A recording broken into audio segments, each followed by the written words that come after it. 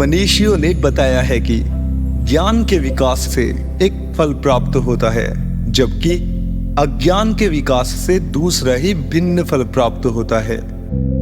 तात्पर्य, जैसा कि भगवद गीता के 13वें अध्याय में उपदेश दिया गया है, मनुष्य को निम्नलिखित विधि से ज्ञान का विकास करना चाहिए। 1. मनुष्य को स्वयं भद्र पुरुष बनकर अन्यों का समुचित सम्मान करना सीखना चाहिए। 2. मनुष्य को केवल नाम तथा यश के लिए कभी धर्मात्मा का स्वांग नहीं करना चाहिए। 3. मनुष्य को अपने शरीर के कार्यों, अपने मन के विचारों या अपने वचनों से कभी दूसरों की परेशानियों का कारण नहीं बनना चाहिए। 4. मनुष्य को अन्यों के द्वारा उकसाए जाने पर भी धैर्य बनाए रखना चाहिए। 5. मनुष्य को अन्यों के साथ व्यवहार में छल करने से बचना सीखना चाहिए। 6. मनुष्य को ऐसा प्रमाणिक गुरु खोजना चाहिए जो उसे क्रमशः आध्यात्मिक साक्षात्कार की अवस्था तक ले जा सके। उसे ऐसे गुरु का शरणागत बनकर उसकी सेवा करनी चाहिए और यथावश्यक प्रश्न पूछने चाहिए। 7. आत्म साक्षात्कार के पद तक पहुंचने के लिए मनुष्य को प्रमाणिक शास्त्रों द्वारा निर्दिष्ट विधि विधानों का पालन करना चाहिए। 8. मनुष्य को प्रमाणिक शास्त्रों के सिद्धांतों में दृढ़ रहना चाहिए। 9. मनुष्य को आत्म साक्षात्कार में बाधक आदतों को पूर्णतया छोड़ देना चाहिए। 10. मनुष्य को शरीर के पालन के लिए आवश्यकता से अधिक ग्रहण नहीं करना चाहिए। 11. मनुष्य को न तो स्थूल देह को अपना स्व मानना चाहिए, न ही इस शरीर से संबंधित लोगों को अपना मानना चाहिए। 12.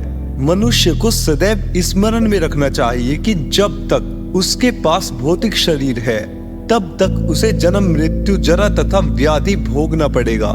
देह के इन कष्टों से छुटकारा पाने के लिए योजना बनाने से कोई लाभ नहीं है। सर्वोत्तम मार्ग यही है कि उस साधन की खोज की जाए जिससे आध्यात्मिक स्वरूप पुनः प्राप्त हो सके। 13. मनुष्य को आध्यात्मिक उन्नति के लिए जीवन की जितनी आवश्यकता है उनसे अधिक के प्रति आसक्त नहीं होना चाहिए। 14. मनुष्य को स्त्री संतान तथा घर के प्रति शास्त्रों की आज्ञा से अधिक आसक्त नहीं होना चाहिए। 15.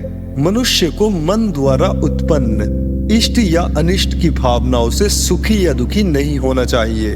16. मनुष्य को भगवान श्री कृष्ण का अनन्य भक्त बनना चाहिए तथा पूर्ण मनोयोग से उनकी सेवा करनी चाहिए। 17.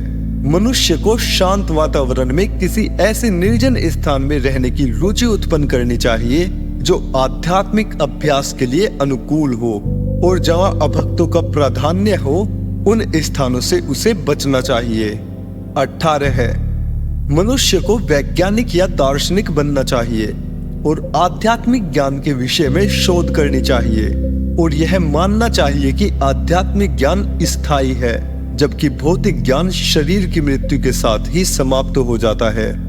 ये 18 बातें मिलकर एक क्रमिक प्रक्रिया का निर्माण करती है जिसके द्वारा असली ज्ञान विकसित किया जा सकता है। लेकिन इससे भिन्न अन्य सारी विद्याएं अविद्या की कोटि में मानी जाती है। महान आचार्य शील भक्ति विनोद ठाकुर के मत अनुसार भक्ति ज्ञान के सारे भेद माया के बाह्य स्वरूप मात्र है, और इनके विकास से कोई भी व्यक्ति एक गधे से बेहतर नहीं बन पाता। यही सिद्धांत यहाँ श्री ईशोपनिषद में भी पाया जाता है। भौतिक ज्ञान की प्रगति से आधुनिक आदमी केवल गधा बनता जा रहा है। कतिपय भौतिकवादी राजनीतिज्ञ आध्यात्म के बहाने सभ्यता की वर्तमान पद्धति को असुरी बताकर उसकी निंदा करते हैं, लेकिन दुर्भाग्यवश वे वास्तविक ज्ञान के अनुशीलन के विषय में प्रवाह नहीं करते, जैसा कि भगवद गीता में वर्णन किया गया है। इस प्रकार वे आसुरी परिस्थिति को नहीं बदल सकते। आधुनिक समाज में एक बालक भी अपने आप को आत्मनिर्भर समझता है और अपने गुरुजनों का सम्मान नहीं करता।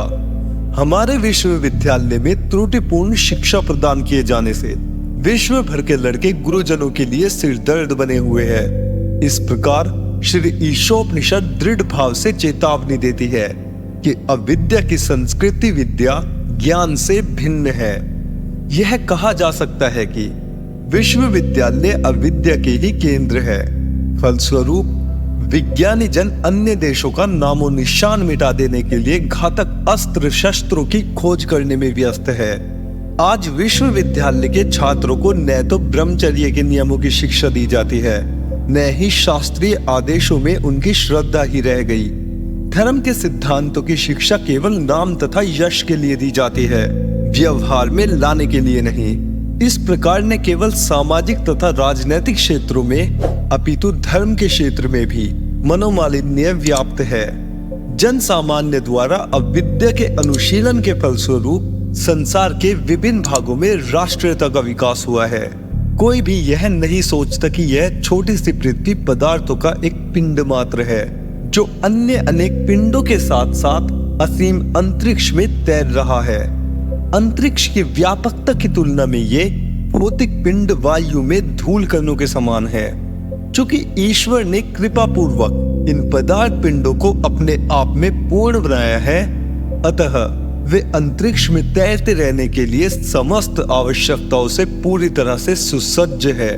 हमारे अंतरिक्ष यानों के चालक अपनी उपलब्धियों पर भले ही अत्यंत गर्वित हो, लेकिन वे ग्रह कहलाने वाले इन विशाल अत्यधिक विराट अंतरिक्ष यानों के परम चालक के विषय में विचार नहीं करते। सूर्य असंख्य है और ग्रह मंडल भी असंख्य है। परमेश्वर के सूक्ष्मतम अंश के रूप में हम शूद्र प्राणी इन असीम लोकों पर अपना आधिपत्य जमाना चाहते हैं। इस प्रकार हम बारंबार जन्म लेते हैं और मरते हैं, और सामान्यतः हम बुढ़ापे तथा रोग से हताश हो जाते हैं। मनुष्य की आयु लगभग 100 वर्ष निर्धारित है, यद्यपि यह धीरे धीरे घटकर 20-30 वर्ष तक पहुंच रही है। भला हो अविद्या की संस्कृति का। मूर्ख लोगों ने इन लोगों के भीतर अपने अपने राष्ट्र बना रखे हैं, ताकि वे इन कुछ वर्षों तक अधिक प्रभावी ढंग से इंद्रिय भोग कर सके। ऐसे मूर्ख लोग अच्छी तरह राष्ट्रीय हदबंदी तैयार करने की विविध योजनाएं बनाते हैं, जो कार्य पूर्ण रूपेण असंभव है। इसके चलते प्रत्येक राष्ट्र अनेक राष्ट्रों के लिए सरदर्द बना हुआ है। किसी भी राष्ट्र की 50% से अधिक शक्ति सुरक्षा साधनों में लगी होने के कारण व्यर्थ चली जाती है। वास्तविक ज्ञान के अनुशीलन की कोई परवाह नहीं करता। फिर भी लोगों को भौतिक तथा आध्यात्मिक ज्ञान में उन्नति करने का झूठा गर्व है। श्री ईशोपनिषद इस प्रकार की दोषपूर्ण शिक्षा से हमें सचेत करती है और भगवद गीता असली ज्ञान के विकास हेतु उपदेश देती है। इस मंत्र में इस बात का संकेत किया गया है कि विद्या का उपदेश किसी धीर व्यक्ति से लेना चाहिए। धीर वह है जो भौतिक मोह से विचलित नहीं होता। पूर्ण रूपेण आध्यात्मिक साक्षात्कार किए बिना कोई भी व्यक्ति अविचल नहीं रह सकता। साक्षात्कार होने पर वह न तो किसी वस्तु के लिए आकांक्षा करता है, न शोक ही करता है। धीर व्यक्ति समझ जाता है कि भौतिक संपर्क से भाग्यवश उसने जो भौतिक देह तथा मन प्राप्त किए हैं, वे सब बाहरी तत्व है। अतएव वह मात्र इस बुरे सौदे का अच्छा उपयोग करता है। आध्यात्मिक जीवात्मा के लिए भौतिक शरीर तथा मन बुरे सौदे है। जीव का वास्तविक कार्य तो चेतन आध्यात्मिक जगत में है, किंतु यह भौतिक जगत मृत जड़ है। जब तक सजीव आध्यात्मिक स्फुलिंग पदार्थ के निर्जीव पिंडों को अपने अनुरूप ढालते रहते हैं, तब तक यह जड़ जगत सजीव चेतन जान पड़ता है। वास्तव में परम पुरुष के अंश रूप जीवात्मा ही जगत को गतिमान बनाते हैं। धीर व्यक्तियों ने श्रेष्ठ आचार्यों से सुनकर इन तथ्यों को जान लिया है और नियमों का पालन करके इस ज्ञान को आत्मसात कर लिया है। विधि विधानों के पालन के लिए मनुष्य को प्रामाणिक गुरु की शरण ग्रहण करनी चाहिए। दिव्य संदेश तथा विधि विधान शिष्य को गुरु से प्राप्त होते हैं। ऐसा ज्ञान अविद्यामयी शिक्षा के संकटपूर्ण मार्ग से नहीं आता। भगवान के संदेशों को प्रामाणिक गुरु से विनित भाव से सुनकर ही कोई धीर बन सकता है। उदाहरण के लिए भगवान कृष्ण से विनित भाव से सुनकर ही अर्जुन धीर बना। इस प्रकार आदर्श शिष्य को अर्जुन की तरह होना चाहिए और गुरु को साक्षात भगवान के समान होना चाहिए। यही है धीर से विद्या सीखने की विधि।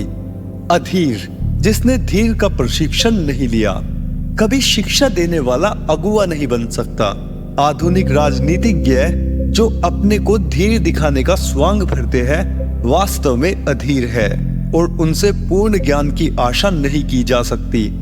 वे तो केवल रुपये पैसों के रूप में अपना पारिश्रमिक तय करने में ही व्यस्त रहते हैं। तो ऐसे लोग जनता को आत्म साक्षात्कार से सही पद तक किस प्रकार ले जा सकते हैं? अतएव वास्तविक शिक्षा प्राप्त करने के लिए मनुष्य को धीर के मुख से विनीत भाव से सुनना चाहिए।